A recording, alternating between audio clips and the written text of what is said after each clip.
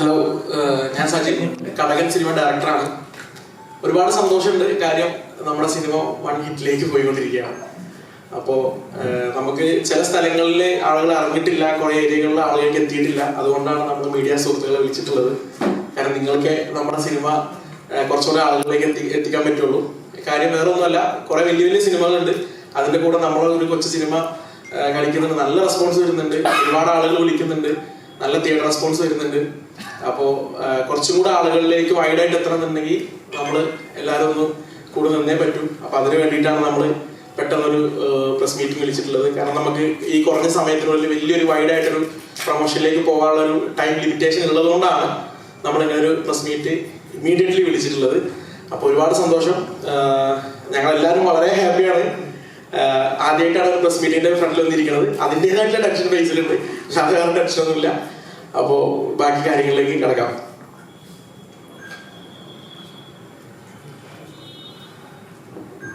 അല്ല, ഡയറക്ടർ പറഞ്ഞ പോലെ തന്നെയാണ്. കാരണം ഞങ്ങൾ പ്രതീക്ഷിച്ചതിലും വളരെ ഗംഭീരമായി പടം. നമ്മൾ ഇത്രയും ഗംഭീരമാവുമെന്ന് ഞങ്ങൾ വിചാരിച്ചില്ല. പക്ഷേ ലാസ്റ്റ് മൊമെൻറ്റിൽ ബോംബെലിൻ്റെ വർക്ക് കഴിഞ്ഞ് വരുമ്പോൾ ഡയറക്ടറിനെ വിളിച്ചിട്ടുണ്ട്, അസുചേട്ടാ നമ്മൾ വിചാരിച്ച പോലെ അല്ല, ഭയങ്കര രസമുണ്ട് പടം. ഫൈനലി അവിടുത്തെ 1-2 പേര് കണ്ടു കഴിഞ്ഞപ്പോൾ ഗംഭീര റിപ്പോർട്ടാണ് പറയേണ്ടതെന്ന് പറഞ്ഞു. അപ്പോൾ അത് ഈശ്വരൻ്റെ അനുഗ്രഹം എന്ന് ഞാൻ പറഞ്ഞു. ഞങ്ങളെല്ലാവരും ഏറ്റവും സെറ്റ് എല്ലാവരും ശരിക്കും കഷ്ടപ്പെട്ട ഒരു പടമാണ്. പക്ഷെ നമുക്ക് തിയേറ്റർ വളരെയധികം കുറഞ്ഞു പോയി എന്നുള്ളൊരു സങ്കടം മാത്രമേ ഉള്ളൂ. എന്നാലും മലബാർ ഏരിയയിൽ 1 ഹിറ്റാണ്. 1 ഹിറ്റ് തന്നെ ഭയങ്കര ഗംഭീരമാണ്. ഇവിടെയും അത് തന്നെയാണ് സിനിമ. പക്ഷേ ഇവിടെ കുറച്ച് റണ്ണിങ് ആയ കുറേ സിനിമകളുണ്ട്. അപ്പോൾ അവർക്ക് തിയേറ്റർ ഉള്ളതുകൊണ്ട് നമുക്ക് ആ തിയേറ്റർ ഒരിക്കലും കിട്ടാൻ ചാൻസ് ഇല്ല. എന്നാലും തിയേറ്ററിൻ്റെ എണ്ണം കൂട്ടാമെന്ന് പറഞ്ഞേക്കണതിൻ്റെ ഒരു സന്തോഷത്തിലുമാണ് ഞങ്ങൾ. പിന്നെ സിനിമയെക്കുറിച്ച് നമ്മൾ പറയേണ്ട കാര്യമില്ല. കാരണം ഇത്ര ദിവസമായി സിനിമ കണ്ടിട്ടുണ്ടാവും നിങ്ങൾ എന്ന് ഞാൻ വിശ്വസിക്കുന്നു. എല്ലാം കൊണ്ടും, അതായത് ഇപ്പോൾ കളിക്കുന്ന സിനിമകളെല്ലാം പല ജോണറാണ്. ഇപ്പോൾ മറ്റേ പ്രണയലു ആണെങ്കിൽ തന്നെയും അത് ഒരു പ്രണയം തമാശ അങ്ങനെയുള്ളൊരു സംഭവമാണ്. ബ്രഹ്മയുഗം വേറൊരു ജോണറാണ്. ബ്ലാക്ക് ആൻഡ് വൈറ്റും അത് മാത്രമല്ല വേറൊരു ജോണറാണ്. അതുപോലെ തന്നെ മഞ്ഞുമൽ ബോയ്സും വേറൊരു മൂഡിലാണ് ആ സിനിമ നിൽക്കുന്നത്. പക്ഷെ ഇത് അതുപോലെ വേറെ മൂഡാണ്. ഫുൾ ഫൈറ്റാണ്. എന്നാൽ ഫാമിലി, പിന്നെ കോമഡി, റൊമാൻസും സോങ്സും എല്ലാം വെച്ചിട്ട് പാക്ക്ഡ് ആണ് സിനിമ. കണ്ടവരെല്ലാവരും അതേ റിപ്പോർട്ട് തന്നെ പറയുന്നത്. നമ്മൾ മനസ്സിൽ കണ്ട ആ റിപ്പോർട്ട് തന്നെയാണ് എല്ലാവരും പറയുന്നത്. പക്ഷെ വളരെ അടുത്ത സുഹൃത്തുക്കൾ പോലും ഇന്ന് രാവിലെ ഞാൻ വിളിച്ചപ്പോൾ ഇറങ്ങിയോ പടം എന്ന് ചോദിക്കുകയും ചെയ്തു. അങ്ങനെ ജനങ്ങളിലേക്ക് എത്താത്തൊരു അവസ്ഥയുണ്ട്. അത് നിങ്ങളിലൂടെ വേണം അത് എത്തിക്കാനായിട്ട്. അതിനുവേണ്ടിയുള്ള ഒരു പ്രസ് മീറ്റാണിത്, തുറന്നു പറയാം. അപ്പോൾ ഞങ്ങൾ വളരെ ഹാപ്പിയാണ്. എന്താണെങ്കിലും ഇനി ഇത് ജനങ്ങൾ കാണണം, ജനങ്ങളിലേക്ക് എത്തണം. അതാണ് ഞങ്ങളുടെ ഉദ്ദേശം.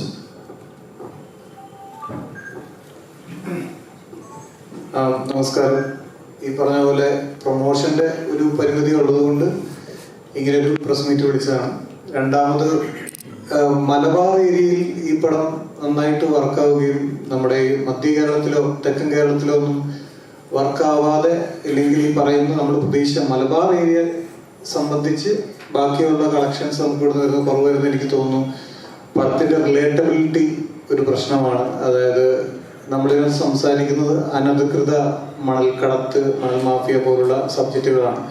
അപ്പോൾ എത്രത്തോളം റിലേറ്റബിൾ ആണ് എന്ന് ഇവിടെ ബാക്കിയുള്ള സ്ഥലത്ത് താമസിക്കുന്ന ജനങ്ങൾക്കുണ്ടെന്ന് എനിക്ക് അറിഞ്ഞുകൂടാ. അപ്പോൾ അതും കൂടെ ഒന്ന് കൺസിഡർ ചെയ്യണം നമ്മൾ സംസാരിക്കുമ്പോൾ എന്ന് എനിക്ക് തോന്നുന്നു. അപ്പോൾ അത്രയൊക്കെ ഉള്ളൂ.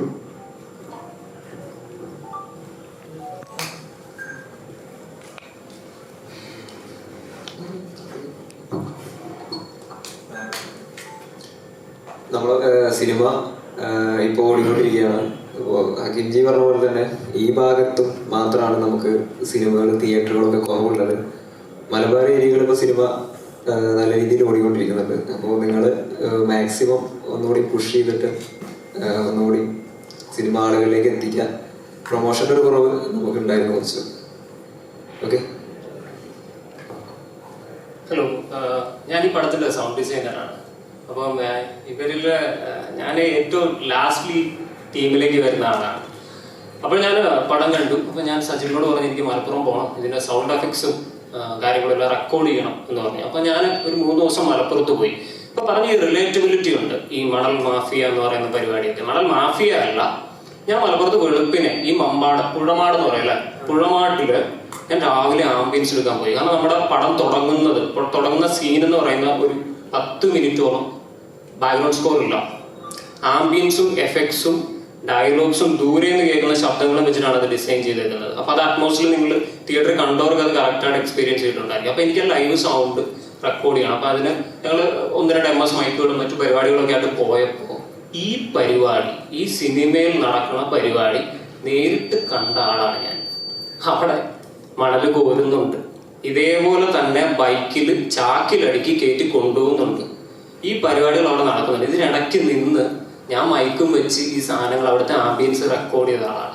അപ്പൊ ഈ ബൈക്ക് കയറ്റി കൊടുക്കുമ്പോൾ ഞാൻ സജിനോട് ചോദിക്കുകയും ചെയ്തു, ഇങ്ങനെ ഭയങ്കര കുത്തനെ ഉള്ള സ്റ്റെപ്പൊക്കെ കയറ്റിട്ടാണ് ഇവർ ഈ പുറകിൽ ചാക്കും വെച്ച് ഫ്രണ്ടിൽ ചാക്കും വെച്ചിട്ട് ഇതുപോലെ കയറ്റിക്കണം. അത് നമ്മുടെ പടത്തിൽ അതേ സീൻ ഞാൻ ഡയറക്റ്റ് കണ്ടതാണ്.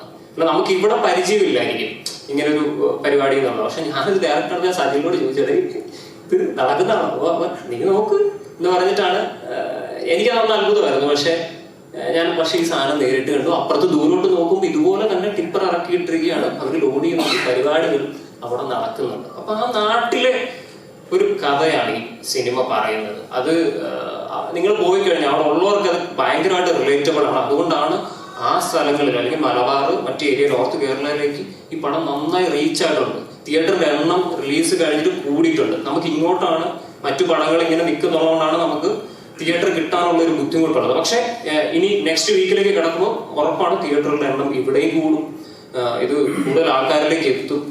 പിന്നെ സൗണ്ടിന്റെ കേസ് പറഞ്ഞു കഴിഞ്ഞാൽ ഞങ്ങൾ അറ്റ്മോസ്ഫിയറാണ് മിക്സ് ചെയ്തേക്കുന്നത്. നാഷണൽ അവാർഡ് വിന്നർ ആയിട്ടുള്ള ബിപിൻ ദേവ് ആണ്, റസൂൽ സാറിന്റെ ഒക്കെ മിക്സിംഗ് എഞ്ചിനീയർ ആയിട്ടുള്ള ബിപിൻ ദേവ് ആണ് ഈ പടം മിക്സ് ചെയ്തേക്കുന്നത്.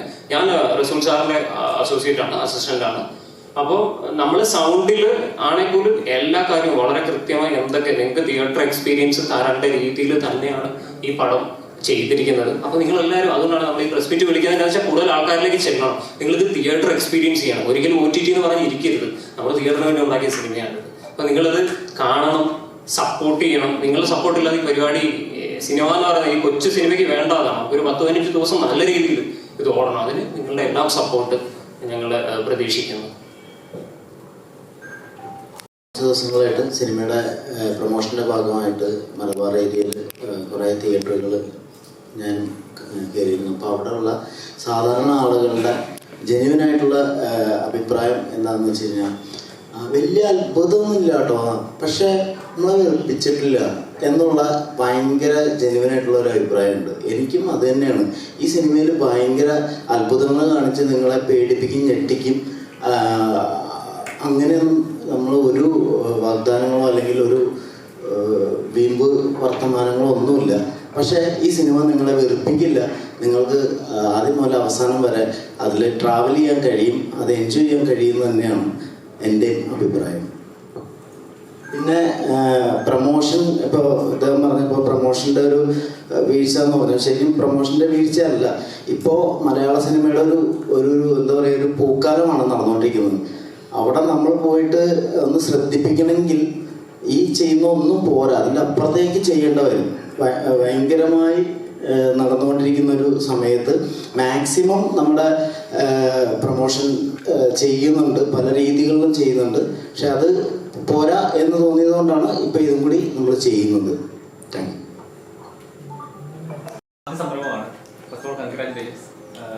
ഈ സിനിമയിൽ ഒരു പ്രത്യേകത എനിക്ക് തോന്നിയത് എന്താ വെച്ചാൽ, ഇതിന്റെ നായകനും വില്ലനും എന്നുള്ള കൺസെപ്റ്റ് അല്ല. ഇപ്പൊ രണ്ടുപേരുടെ ജോലിയാണ് ചെയ്യുന്നത്. പോലീസ് ജോലി ചെയ്യുന്നു, മണൽ വരുന്ന ആ ജോലി അങ്ങ് ചെയ്യുന്നു. പക്ഷെ ഇതിനകത്ത് അങ്ങനെ ഒരു ട്രീറ്റ്മെന്റ് കൊടുക്കാൻ ഒരു നായകൻ വില്ലൻ എന്നൊരു എന്നാൽ അത്ര ഹൈപ്പ് കൊടുക്കുന്നുണ്ടോ? ഞാൻ ഈ കഥ ഹക്കീമിനോട് പറയുമ്പോഴും രഞ്ജിത്തിനോട് പറയുമ്പോഴും ഒരൊറ്റ കാര്യം പറഞ്ഞുള്ളൂ, ഇതിനകത്ത് നായകൻ എന്ന് പറയുന്ന ഒരു വ്യക്തി ഇല്ല എന്നുള്ളത്. ഒരു റിയൽ കുറെ മലപ്പുറത്തുള്ള കുറച്ച് റിയൽ ഇൻസിഡൻസ് ആണ് നമ്മുടെ സിനിമയിൽ ആഡ് ചെയ്തിട്ടുള്ളത്. റിയലായിട്ട് നടന്നിട്ടുള്ള കുറെ ഇൻസിഡൻസ് ആണ്. അപ്പോൾ റിയലായിട്ട് നടന്നിട്ടുള്ളത് അങ്ങനെ തന്നെ പ്ലേസ് ചെയ്താലേ അത് വർക്ക് ആവുള്ളൂ എന്നുള്ളൊരു കാര്യം ഉണ്ടായില്ലായിരുന്നു. ഞാൻ അശോകനോടായാലും ആരോട് കഥ പറയുമ്പോഴും ഞാൻ പറഞ്ഞത് മലപ്പുറം ജില്ലയിൽ മമ്പാട്, നിലമ്പൂർ ഭാഗത്ത് നടന്നിട്ടുള്ള, ഞാൻ വളർന്നു വരുന്ന സമയത്ത് കണ്ടിട്ടുള്ള കുറെ കാര്യങ്ങളും ഇപ്പൊ അവിടുത്തെ പത്ര കട്ടിങ്സ് ഒക്കെ ഉണ്ട്. നമുക്കത് അങ്ങനെ ഇങ്ങോട്ട് പുറത്തുവിടാൻ പറ്റാത്തതുകൊണ്ടാണ്. അപ്പൊ അതൊക്കെ യൂസ് ചെയ്തിട്ടാണ് നമ്മൾ ഈ സിനിമ ചെയ്തിട്ടുള്ളത്. അപ്പം ഒരിക്കലും ഈ പറയുന്ന ഒരു ഇല്ലീഗൽ ആക്ടിവിറ്റി ചെയ്യുന്ന ആളെ ഒരു ഹീറോ ആക്കാനും അല്ലെങ്കിൽ അത് തടയുന്ന ആളെ നായകനാക്കാനും പറ്റത്തില്ല. അപ്പം അവരുടെ പ്രശ്നം അവരുടേതായിട്ടുള്ള അവര് ജീവിതമാർഗത്തിന് വേണ്ടി ചെയ്യുന്ന കാര്യമാണ്. കാര്യം വേറൊരു സംഭവം എന്ന് വെച്ചാൽ മണൽ എടുക്കുന്നത് നിർത്തിയിട്ട് പാസ് കൊടുക്കുന്ന ഒരു സമയം ഉണ്ടായിരുന്നു. ഗവൺമെന്റ് പാസ് കൊടുക്കുന്ന ഒരു സമയം ഉണ്ടായിരുന്നു. അത് പിന്നീട് ഈ ക്രഷർ പരിപാടികൾ വന്നതിന് ശേഷം അങ്ങനെ കൊടുക്കാത്തൊരവസ്ഥ ഉണ്ടായി, പാസ് കൊടുക്കാത്തൊരവസ്ഥ ഉണ്ടായി. ഇപ്പൊ അവര് അതിനു വേണ്ടി നിത്യം കളക്ടർ ഓഫീസിലും ഒക്കെ പോയിട്ട് സമരം ചെയ്യുന്നൊരു സിറ്റുവേഷൻ ഉണ്ട്. അപ്പോൾ അത് നമ്മള് ലീഗലി പറയുകയാണെങ്കിൽ ചില സമയത്ത് മണൽ എടുക്കുന്നതാണ് നമ്മുടെ നാച്ചുറൽ നല്ലത്, ചില സമയത്ത് മണൽ എടുക്കുന്നത് ഇതാണ്. അപ്പോൾ ആ രീതിയിലാണ്. അപ്പോൾ ഒരിക്കലും ഒരു ടീമിനെ കുറ്റപ്പെടുത്താൻ പറ്റില്ല. അതുകൊണ്ട് തന്നെയാണ് നായകൻ ഒരു പരിവേഷം കൊടുക്കാതിരുന്നത് സിനിമയിൽ. ശേഷം അവിടെ കണ്ടില്ല, എന്താ പറ്റിയെന്ന് വെച്ചാല് ഞാൻ ഭയങ്കര എന്താ പറയാ ഇമോഷണലി ഭയങ്കര ഓവർവെൽഡ് ആയിട്ടിരിക്കുന്ന ഒരു അവസ്ഥയാണ്. ഇപ്പൊ ഞാൻ വലിയ ഇറങ്ങിയിട്ടുണ്ടെങ്കിൽ ചിലപ്പോൾ പൊട്ടിപ്പോകും. ഞാൻ മാറിയുന്ന മനഃപൂർവ്വം മാറിയുന്ന ഒരുപാട് കാലത്തിന് ശേഷം ഇങ്ങനെ ഒരു റോളിന് വേണ്ടി കാത്തിരുന്ന പോലെ ഒരു പക്ക നാടൻ അടിപ്പണം പോലൊരു ഫീലിംഗ് ഉണ്ടായിരുന്നു.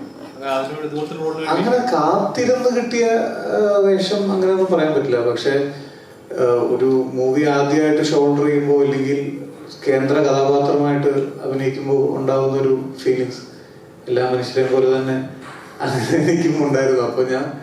അപ്പൊ മനഃപൂർവ്വം ആ സമയത്ത് മാറിയുന്നതാണ്. ഇപ്പം നോർമലി ഒരു ചിത്രം ചെയ്യുന്ന സമയത്ത് നമുക്ക് ലീഡ് റോൾ കിട്ടുന്ന അല്ലെങ്കിൽ നമ്മൾ ചെയ്യുന്ന കഥാപാത്രം നോട്ടമാകുന്ന ചൂസ് ചെയ്യുന്ന ഒരു ഇതുണ്ടല്ലോ. ഈ സിനിമയിൽ എന്താണ് പ്രധാന ഒരു കുക്ക് ചെയ്തൊരു എലമെന്റ് എന്താണ്? എനിക്ക് ഇതിന്റെ അടി നല്ല ഫൈറ്റ് ഉണ്ടെന്ന് കണ്ടപ്പോൾ തന്നെ ഞാൻ ഇതുവരെ ചെയ്തിട്ടില്ല. പിന്നെ ഈ കഥാപാത്രം പറഞ്ഞ പോലെ ഭയങ്കര നാടൻ ഒരു മിഡിൽ ക്ലാസ് ഫാമിലിയുള്ള ഒരാളാണ്. എനിക്ക് അവിടെ ഭയങ്കര റിലേറ്റബിലിറ്റി തോന്നി. എനിക്ക് ചെയ്യാൻ പറ്റും എന്നെനിക്ക് ഭയങ്കര ആത്മവിശ്വാസം തോന്നിയതുകൊണ്ടാണ് ഞാനത് പിടിച്ചത്. മാസമായിട്ടുള്ള ഫീലിംഗ് ആയിരുന്നു അതിന്റെ അങ്ങനെ ഒരു ട്രീറ്റ്മെന്റ്. എനിക്ക് അതവരുടെ റോളിന് വേണ്ടി ചെയ്യാൻ താല്പര്യമുണ്ട്. ഇനി അതവരുടെ റോളുകൾ ചെയ്യാൻ താല്പര്യമുണ്ട്. ഇതൊരു മാസ് ക്യാരക്ടറൊന്നുമല്ല, ഒരു അച്ഛൻ എന്ന് പറഞ്ഞ ക്യാരക്ടറാണ് അതിലും അഖിമിന്റെ പാപ്പ. അപ്പോ ഒരു സന്ദർഭത്തിൽ അയാള് അങ്ങനൊരു സംഭവം പറയാനുള്ള സിറ്റുവേഷൻ അതിലുണ്ടായിരുന്നു. മകനോട് അവസാനം പറയുന്നുണ്ടല്ലോ, നിങ്ങൾ കണ്ടതാണല്ലോ, എനിക്കത് വേണം എന്ന് പറയുന്ന ഒരു സിറ്റുവേഷൻ ഉണ്ടായത് കൊണ്ടാണ് അയാൾ പറയുന്നത്. അത് എൻ്റെ മകൻ അങ്ങനെ പോകുന്നതിൽ എനിക്ക് താല്പര്യമൊന്നുമില്ല, അവനെങ്ങനെയെങ്കിലും അധികം പിന്തിരിപ്പിക്കണം എന്നുള്ളൊരു ആഗ്രഹമാണ് ആ വാപ്പാക്ക് ഉണ്ടായിരുന്നത്. പക്ഷെ അവസാനം അങ്ങനെ പറയേണ്ടി വന്ന ഒരു സിറ്റുവേഷൻ ഉണ്ടായത് കൊണ്ട് പറയുകയാണ്. അപ്പൊ പറയുമ്പോൾ അതൊരു ക്ലൈമാക്സ് ലീഡാണ്, അവിടെ കയ്യടിയൊക്കെ കിട്ടി. അപ്പൊ എന്ന് പറഞ്ഞാൽ ഞാൻ മാസ് കറക്റ്റ് ചെയ്യാനായിട്ടൊന്നും അത്ര അങ്ങനെയൊന്നുമല്ല. കഥ പറയുമ്പോഴും ഞാൻ എൻ്റെ അടുത്ത് സജിൽ വന്നിട്ട് ഈ കഥ എൻ്റെ വീട്ടിൽ വന്ന് കഥ നറേറ്റ് ചെയ്യുന്ന സമയത്ത് ഞാൻ ചോദിച്ചു, ഇത് ഞാൻ ചെയ്യുമോ, എനിക്ക് ചാൻസ് ചെയ്താൽ പറ്റുമോ? അവർ പറഞ്ഞില്ല, അസിസ്റ്റന്റ് ചെയ്യാൻ പറ്റും. അപ്പൊ സാധാരണ നമ്മളെല്ലാവരും കണ്ടിരിക്കുന്നത് ഇങ്ങനത്തെ ഒരു ഡയലോഗും കാര്യങ്ങളൊക്കെ പറയുമ്പോൾ അതിന് പറ്റിയൊരു സൈസുള്ള ഒരാളും ഒക്കെയാണ്. അങ്ങനെ ഞാനും പറഞ്ഞിട്ടില്ല, നമുക്ക് ഈ സൈസ് വെച്ച് ചെയ്യണം, അതാണ് നമുക്ക് വേണ്ടത്. പിന്നെ അവിടുത്തെ ഞാൻ പ്രിപ്പയർഡ് ആവണമായിരുന്നു. ഞാനിത് ഡയലോഗൊക്കെ പറഞ്ഞു നോക്കി തനിച്ചിരുന്ന്, അപ്പൊ അങ്ങനെ മതി എങ്ങനെ മതി എന്നൊക്കെ, കാരണം ഞാൻ ചെയ്യാത്തൊരു സാധനം ആയതുകൊണ്ട്. പിന്നെ ഫസ്റ്റ് ഡേ തന്നെ വന്ന് ഞാൻ അഭിനയിച്ചപ്പോൾ പറഞ്ഞ് കുഴപ്പമില്ല, ഓക്കെ ഉണ്ടെന്ന് പറഞ്ഞു. പിന്നെ ഓരോ ഷോട്ട് എടുക്കുമ്പോഴും ഞാൻ സജിലിനോട്, സജില് കുഴപ്പമുണ്ടോ? ഇല്ല, ഓക്കെ ഓക്കെ ഓക്കെ. പിന്നെ അത് തന്നെ നമ്മൾ ചിലപ്പോൾ ചില ഷോട്ട് എടുക്കുന്നതിന് മുമ്പ് സജിലിനോട് ഞാൻ പറഞ്ഞു നോക്കും, ഇങ്ങനെ പറഞ്ഞാൽ മതിയാ, ഇത് മതി, ഞാനത് ഇങ്ങനെ പറഞ്ഞാൽ ഇത് മതി. അങ്ങനെയൊക്കെ ചില സീൻ അങ്ങനെ 2 പ്രാവശ്യമൊക്കെ എടുത്തിട്ടുണ്ട്. ഞാൻ അങ്ങനെ ഒരു ടൈപ്പ് അഭിനയിച്ചിട്ട് ഞാൻ ഇങ്ങനെയും കൂടി ചെയ്യാമെന്ന് പറഞ്ഞിട്ടൊക്കെ എടുത്തിട്ടുണ്ട്. അത് നമുക്ക് അപ്പൊ അത് അതിലേക്ക് വന്നപ്പോൾ നമുക്ക് കിട്ടിയ ഒരു അല്ലേ, അങ്ങനെ പല സീനുകളും അങ്ങനെ വന്നിട്ടുണ്ട്. അപ്പോൾ ഇങ്ങനൊരു സീൻ കിട്ടുമ്പോഴാണ് നമുക്ക് അറിയുള്ളൂ ഇങ്ങനെ അല്ലേ നമ്മൾ ചെയ്ത് കഴിയുമ്പോൾ ആൾക്കാർ സിനിമ കണ്ടിട്ട് പലരും വിളിച്ചതിനോട് പറഞ്ഞ് അപേക്ഷ നന്നായിട്ട് കൈകാര്യം ചെയ്തിട്ടുണ്ട്. അത് വലിയ സിനിമകളുടെ വലിയ നടന്മാർ വരെ ഡയറക്ടേഴ്സ് വരെ എന്നെ വിളിച്ച് പറഞ്ഞു നന്നായിട്ട് ഹാൻഡിൽ ചെയ്തിട്ടുണ്ടാണെന്ന് പറഞ്ഞിട്ട്. നടന്മാരും പറഞ്ഞു എന്നോട് നന്നായിട്ട് ചെയ്തു, നന്നായിട്ടുണ്ടെന്ന് പറഞ്ഞു. അപ്പൊ ആ ഒരു സന്തോഷത്തിലാണ് ഞാൻ. എന്തായാലും പടം ഈ പറയുന്ന പോലെ നമുക്ക് നമ്മൾ പ്രതീക്ഷിച്ച തിയേറ്റർ കിട്ടാത്തതിന്റെ ഒരു വിഷമം ഉണ്ടായിരുന്നു. പക്ഷെ എന്നാലും കണ്ടവരെല്ലാവരും വിളിച്ച് അപ്രീഷിയേറ്റ് ചെയ്യുന്നപ്പോൾ നമുക്ക് ഭയങ്കര സന്തോഷമുണ്ട്. കൂടുതൽ തിയേറ്ററിൽ കിട്ടിക്കൊണ്ടിരിക്കുകയാണ് ഇപ്പോൾ. അതേപോലെ വർഷങ്ങളായിട്ട് സിനിമയിലുള്ള ഒരാളാണ്, ഒരുപാട് എക്സ്പീരിയൻസ്ഡ് ആയിട്ടുള്ള ഫിലിം മേക്കേഴ്സിനൊപ്പം വർക്ക് ചെയ്തിട്ടുണ്ട്. അപ്പൊ അതിൽ നിന്നെല്ലാം മാറി ഈ ആ ചോദ്യം ശരിയല്ലെന്ന് തോന്നുന്നു. അപ്പം ഇതിൽ നിന്നെല്ലാം മാറി ഈ ജനറേഷനിലെ ഏറ്റവും യങ് ആയിട്ടുള്ള ഒരു ഫിലിം മേക്കറിന്റെ മുന്നിൽ നിന്ന് അഭിനയിക്കുമ്പോൾ അത് സ്ക്രീനിൽ കണ്ടപ്പോൾ അല്ലെങ്കിൽ ആ ഒരു മാറ്റം എങ്ങനെ ഉണ്ടായിരുന്നു? ഇപ്പോഴത്തെ ഏറ്റവും യങ് ആയിട്ടുള്ള ഒരു ഫിലിം മേക്കറാണല്ലോ. ഞാൻ ഇവിടെ യങ് അല്ലെങ്കിൽ സീനിയർ ഒന്നും ചിന്തിച്ചിട്ടില്ല. കാരണം ഞാൻ ചെയ്യുന്ന എന്നെ ഏൽപ്പിക്കുന്ന ജോലി ആരുടെ മുമ്പിൽ അഭിനയിക്കാൻ ഞാൻ തയ്യാറാണ്. അതുകൊണ്ട് തന്നെ ഫസ്റ്റ് ഡേ തന്നെ ഞാൻ പറഞ്ഞിട്ട് ഞാൻ ചെയ്ത് കഴിഞ്ഞപ്പോൾ ഓടിച്ചെന്നിട്ട് എങ്ങനെയുണ്ട്, കുഴപ്പമുണ്ടോ? ഇല്ല പറഞ്ഞിട്ട് ഓക്കെയാണ്. കാരണം ഇതിൻ്റെ വേറെ സംഭവം കൂടെ ഉണ്ടായി. ഇത് ശരിക്കും മാമുക്കോയെ ചെയ്യേണ്ട വേഷമായിരുന്നു. ആദ്യം ഞാനായിരുന്നു. പിന്നെ ആ മലപ്പുറം സ്ലാങ് ഞാൻ പറയുമോ എന്നൊരു ഡിസ്കഷനിൽ വന്നു കഴിഞ്ഞപ്പോൾ അങ്ങനെ മാമുക്കോയിലേക്ക് പോയി. പിന്നെ അതിന് ശേഷമാണ് തിരിച്ച് തന്നെ വീണ്ടും എന്നിലേക്ക് വരുന്നത്. ഇതെല്ലാം കഴിഞ്ഞിട്ടാണ് ഇവരെന്നോട് പറയുന്നത് ഇത് മാമുക്കോയിൻ്റെ കഥ നെറേറ്റ് ചെയ്തതിന് ശേഷം വീട്ടിൽ വീട്ടിൽ ചെന്ന് ലൊക്കേഷൻ ചെന്ന് ഫസ്റ്റ് എടുക്കുന്ന ക്ലൈമാക്സാണ്. ക്ലൈമാക്സിൽ കണ്ടല്ലേ ആ പുഴയുടെ അവിടെ വന്നിട്ട് ഞാൻ പറയുന്ന ഡയലോഗാണ്. അത് ചെയ്ത് കഴിഞ്ഞപ്പോൾ തന്നെ ഞങ്ങൾ കുടുംബത്തെക്കുട്ടി വന്ന് തന്നെ ചെയ്തിട്ട് നന്നായിട്ടുണ്ടെന്ന് പറയുമ്പോൾ ഞങ്ങൾക്ക് ഭയങ്കര വിഷമമായി പോയി. മാമുക്കോയിൻ്റെ ഒരു വേഷം. അങ്ങനെ പിന്നീട് അവിടുന്ന് ഓരോ ഷോട്ടും നമ്മൾ അഭിനയിക്കുമ്പോൾ അത് ഏത് പടത്തിലാണെങ്കിലും ശരിയാണ്.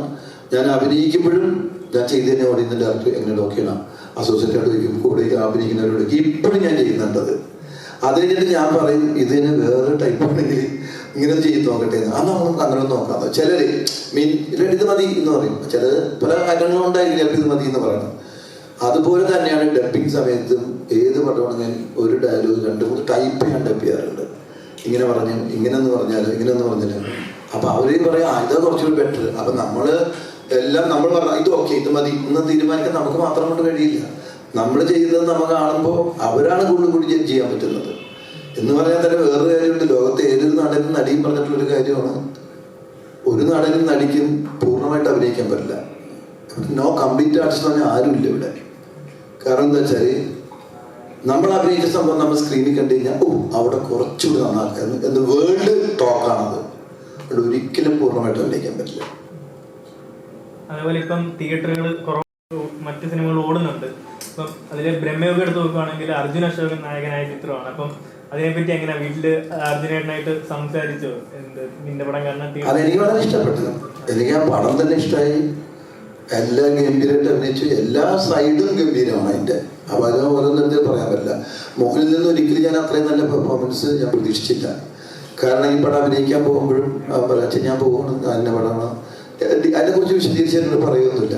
ഞാൻ എനിക്ക് വിളിക്കും, എവിടെയാണ്, എങ്ങനെയുണ്ട്, എന്തായിരുന്നു, എന്തായിരുന്നു എന്നൊന്നും കുഴപ്പമില്ല അങ്ങനെ പറയുള്ളൂ. എല്ലാം ഗംഭീരമൊന്നും ഒരിക്കലും പറയില്ല. കുഴപ്പമില്ല വെച്ചാൽ കഥ വീട്ടിലൊന്നും ഒരു കഥ പറഞ്ഞിട്ട് പോകണം, എങ്ങനെയുണ്ട് കഥ, കുഴപ്പമില്ല എന്ന് പറയുള്ളൂ. അവിടെ സെറ്റിൽ വിളിച്ചാലും കുഴപ്പമില്ല, നന്നായിട്ട് പോകുന്നു ഇങ്ങനെ പറയുള്ളൂ. പക്ഷെ ആ നന്നായിട്ട് പോകുന്നു എന്ന് പറയുന്നത് തന്നെ എനിക്ക് ഈ പടം കണ്ടപ്പോൾ അതിൻ്റെ പല പടങ്ങളും കാണുമ്പോൾ ഞാൻ നന്നായി ചെയ്തിട്ടുണ്ട് നീ എന്ന് പറയും. പക്ഷേ ഈ പടം കണ്ടപ്പോൾ എനിക്ക് ഒരു എക്സ്ട്രാ ഓർഡിനറി, അവൻ കുറച്ചുകൂടി ഭയങ്കര എഫർട്ട് എടുത്ത് ചെയ്ത പോലത്തെ ഒരു ക്യാരക്ടറാണ്. അത് ഭംഗിയായിട്ട് അവൻ ചെയ്തിട്ടുണ്ട് എന്ന് തന്നെയാണ് ഞാനും സിനിമ കണ്ടവരൊക്കെ പറയുന്നത്. തിയേറ്ററുകളിലെ എണ്ണത്തിന്റെ കാര്യം പറയും. തിയേറ്ററുകളിലെ എണ്ണത്തിന്റെ കാര്യം ഒരു മലബാർ റേഞ്ചിലോട്ട് അവർക്ക് ഇച്ചിരി കണക്ട് ചെയ്യാൻ പറ്റുന്നുണ്ട് ഈ സ്റ്റോറി. ഈ പറഞ്ഞ പോലെ ചാലിയന്റെ കേസ് മണ്ഡലത്തിൽ അവർക്കൊക്കെ ഇച്ചിരി കണക്ട് ചെയ്യാൻ പറ്റുന്നുണ്ട്. ഇത് ഇങ്ങനത്തെ ഒരു സ്റ്റോറി നല്ലൊരു സിനിമയാണെങ്കിൽ കൂടി അങ്ങനെ എന്താ പറയുക എല്ലായിടത്തും നോട്ടബിൾ ആയിരിക്കുന്നില്ല എന്ന് പറയുമ്പോൾ തന്നെ ആസ് എ പ്രൊഡ്യൂസറിന് ഉണ്ടാകുന്ന ഒരു നഷ്ടമുണ്ടല്ലോ. അല്ല, ഇത് ശരിക്കും ഇവിടെ കഥ മനസ്സിലാവാഞ്ഞിട്ടുള്ള കുഴപ്പം കൊണ്ടൊന്നുമില്ല. ഞാൻ ഇന്നലെ സത്യം പറയാം, ഇന്നലെ ഒരു തിരക്കഥാകൃത്ത് തന്നെ ഞാൻ വിളിക്കേണ്ടി വന്നു.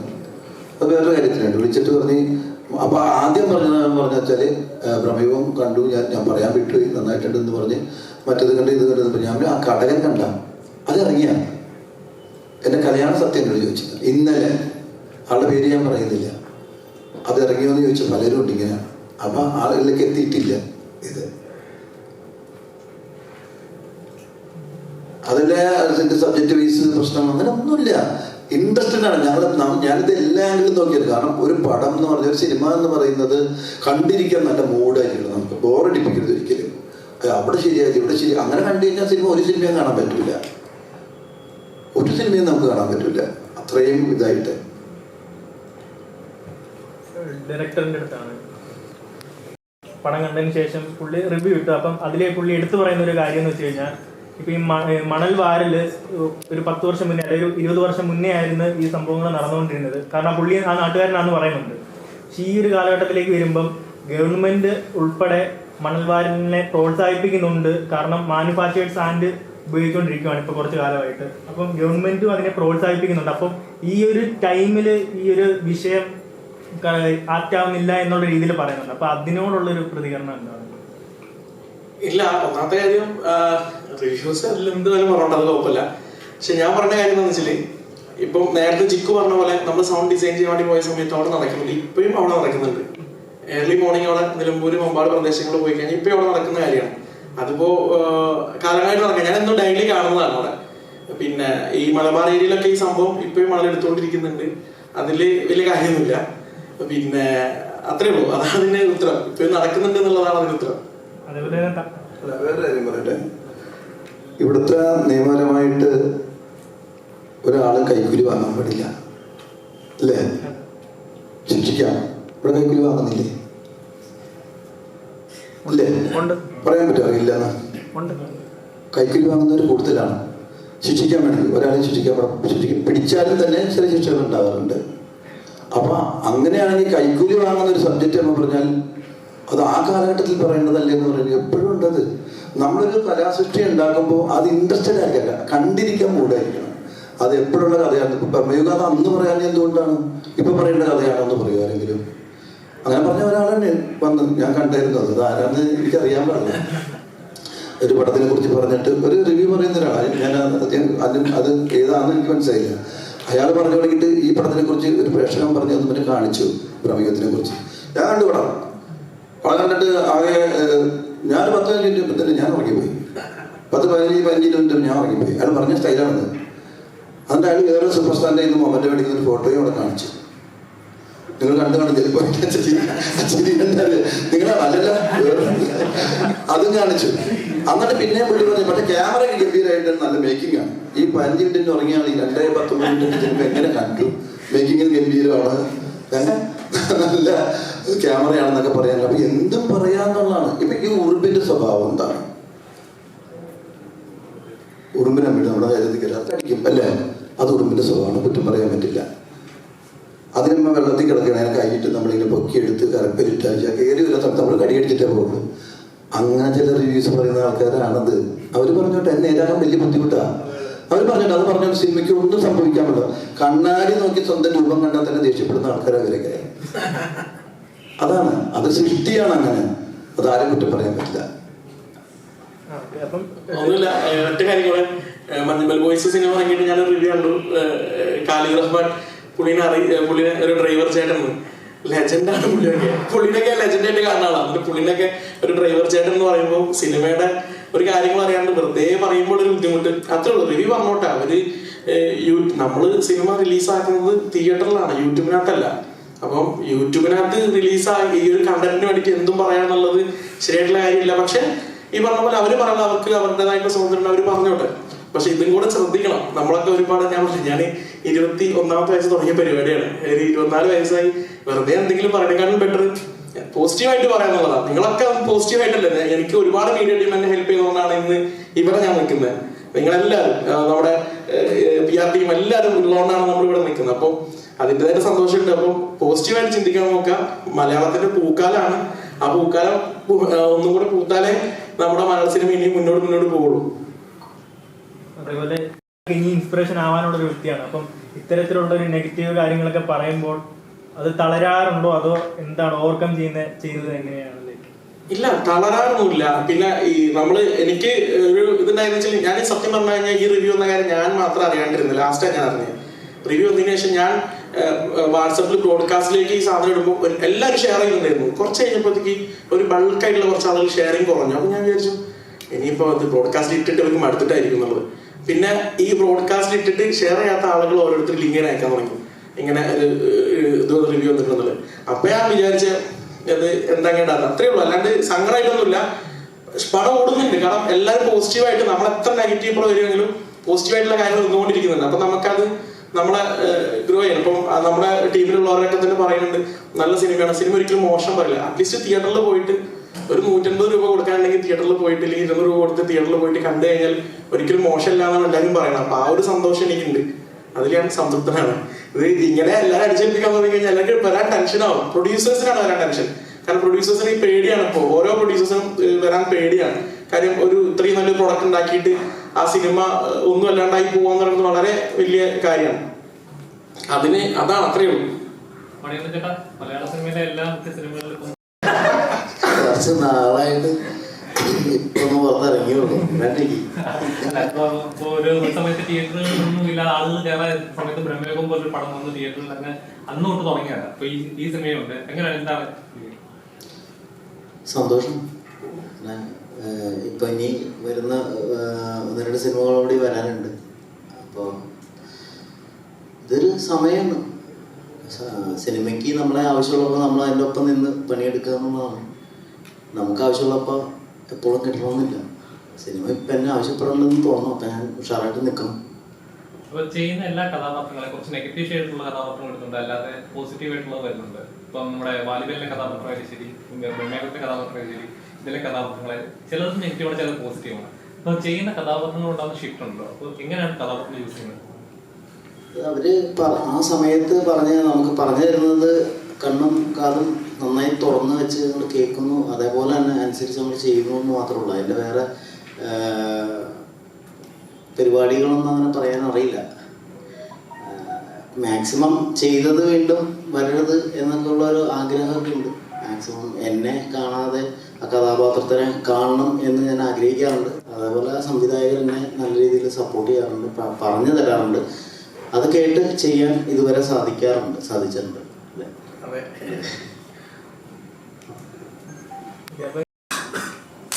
പണം ചെയ്യണം എന്നുള്ളത് തന്നെയാണ് പ്ലാൻ. ഇതൊന്ന് എല്ലാവരും വൈഡായിട്ട് എത്തിച്ചേരുക. കാര്യം ഈ പറഞ്ഞ പോലെ തന്നെ അശോകനെ നേരത്തെ പറഞ്ഞ പോലെ വിളിക്കുമ്പോൾ അയ്യോ അത് അറിഞ്ഞില്ല എന്നുള്ള ഇത് വരാട്ടി തിരിച്ചാണ് നിങ്ങൾ മീഡിയ സുഹൃത്തുക്കളോട് ഇങ്ങനെ വരാൻ പറഞ്ഞതും നിങ്ങളെ സപ്പോർട്ട് ആവശ്യപ്പെടുന്നതും. അപ്പോൾ ഇനിയും ഞങ്ങളോട് സപ്പോർട്ട് ഉണ്ടാവണം, ഞങ്ങൾ കൂടെ നിൽക്കണമെന്ന് മാത്രം പറയുന്നു.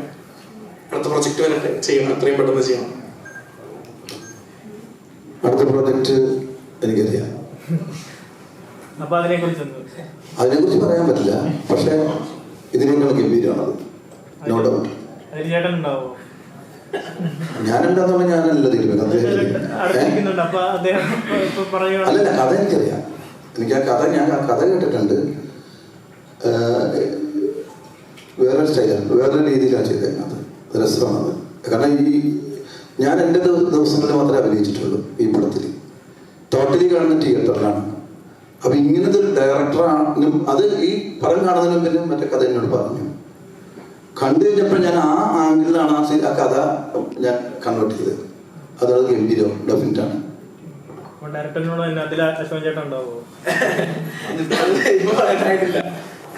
ആറ്റിക്കുറിക്ക് എടുക്കുന്നേ ഉള്ളൂ. പിന്നെ അശോകേട്ടൻ ഞാൻ ഭയങ്കര കൂട്ടാ. അപ്പൊ ഞങ്ങള് എപ്പോഴും എല്ലാ കാര്യം അശോകേട്ടൻ എന്താണെന്നറിയോ, എല്ലാ കാര്യങ്ങളും ചോദിക്കും.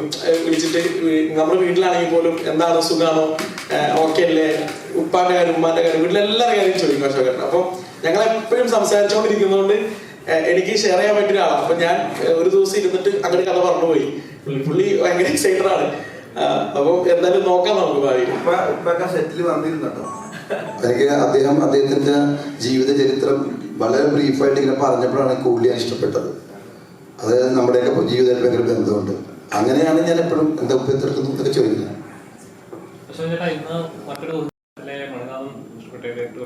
പോകണോ വൈകുന്നേരം അങ്ങോട്ട്?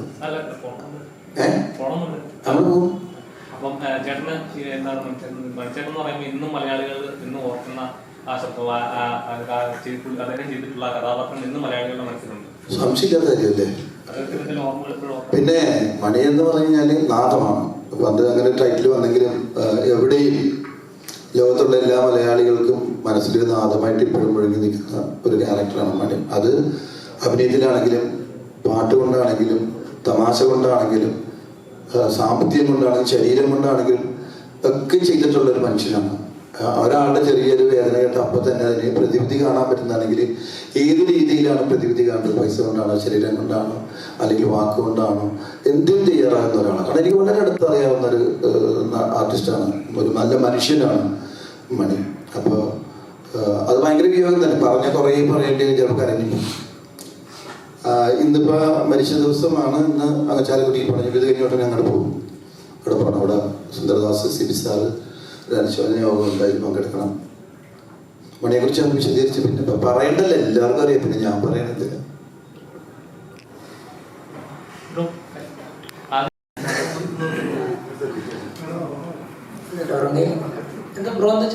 ആദ്യത്തെ സിനിമയാണല്ലോ, ഒരുപാട് എക്സ്പെക്ടേഷൻ ഉണ്ടാവും. അപ്പോൾ ഇങ്ങനെ തിയേറ്ററുകളിലെ എണ്ണം കുറയുന്ന കേൾക്കുമ്പോൾ പേടി തോന്നിയോ? എനിക്ക് എത്ര തിയേറ്ററിൽ വന്നാലും കുഴപ്പമില്ല. അല്ല എന്താ വെച്ചാൽ ഫസ്റ്റത്തെ പടത്തിന് എനിക്ക് കുറെ ബോണസ്. കാര്യം എന്താണെന്ന് വെച്ചാൽ ഇത്ര ഹക്കീം, ഹർഷിചേട്ടൻ, മണിയണ്ടൊക്കെ കൂടെ അഭിനയിച്ചു. ഭയങ്കര എക്സ്പീരിയൻസ് ആയിരുന്നു. പോസ്റ്ററിൽ ഫോട്ടോ വന്നു, പിന്നെ വേഫാർ സിനിമ എടുത്തു. അങ്ങനെ പറഞ്ഞാൽ എനിക്ക് ബോണസാണ് ഈ ഫസ്റ്റത്തെ പടം എന്ന് വെച്ചാൽ. പിന്നെന്താണെന്ന് വെച്ചാൽ എനിക്ക് ഭയങ്കര എക്സ്പീരിയൻസ് ആയിരുന്നു. എൻ്റെ ഫസ്റ്റ് തന്നെ തിയേറ്ററിൽ ഫസ്റ്റ് സ്ക്രീനിൽ കാണുമ്പോൾ തന്നെ എൻ്റെ പടം മടപ്പൊക്കെ ഇന്നലെ കണ്ടത്. എനിക്ക് ഭയങ്കര എക്സ്പീരിയൻസ് ആയിരുന്നു, ഭയങ്കര ഇമോഷണൽ ആയിരുന്നത്. പിന്നെ എന്താണെന്ന് വെച്ചാൽ ഇപ്പോൾ തിയേറ്ററിൽ ഓടുന്നുണ്ട് പടം. ഇപ്പോൾ ഞാൻ ഇത്തിരി ഇവർ ഹക്കീമിൻ്റെ സഭയുടെയും പിന്നെ കൂടെയുള്ളൊരു വേഷമാണ്. അപ്പോൾ ഇത്തിരി കോമഡി പരിപാടിയായിട്ട് ഇപ്പോൾ ചെയ്തിട്ടുണ്ട്. അപ്പോൾ അത് ഞാൻ ചെയ്യണ കണ്ടിട്ട് ആൾക്കാർ ചിരിക്കണ കാണുമ്പോൾ ഒക്കെ എനിക്ക് ഭയങ്കര സന്തോഷം കാര്യമായിട്ടൊക്കെ ഉണ്ട്. പിന്നെ ഇപ്പോൾ തിയേറ്റർ കുറവാണെന്നൊക്കെ പറയുമ്പോൾ എനിക്ക് അറിയാലോ, വലിയ വലിയ പടങ്ങൾ മഞ്ഞുമല, ബ്രഹ്മയോഗ, പ്രേമലോ അങ്ങനെയൊക്കെ. അപ്പോൾ നിങ്ങളിപ്പോൾ ഈ ചിക്കനും മറ്റേ മന്തിയൊക്കെ കഴിക്കുമ്പോൾ ഒരു ലാസ്റ്റ് ഒരു ഫ്രഷ് ലൈഫ് കുടിക്കില്ലേ, അതേപോലെയാണ് കടകൻ. ഇത് കഴിച്ചാൽ ഒരു ഫുള്ളാവുള്ളൂ ഈ പടം നിങ്ങൾ കാണാം. അപ്പോൾ അത്രയൊക്കെ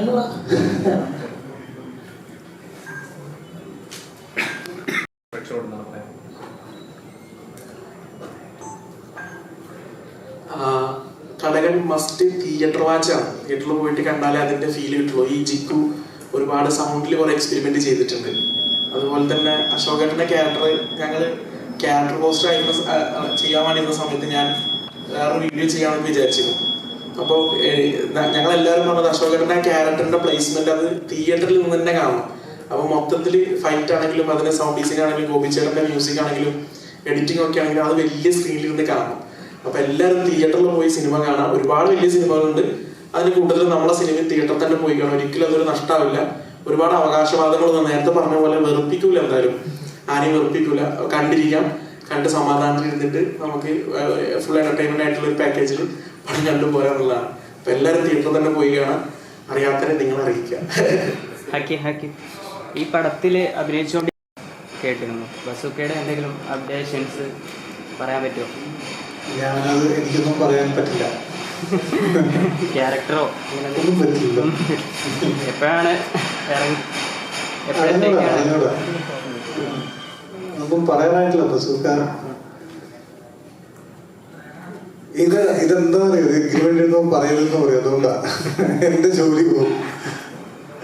ശരി.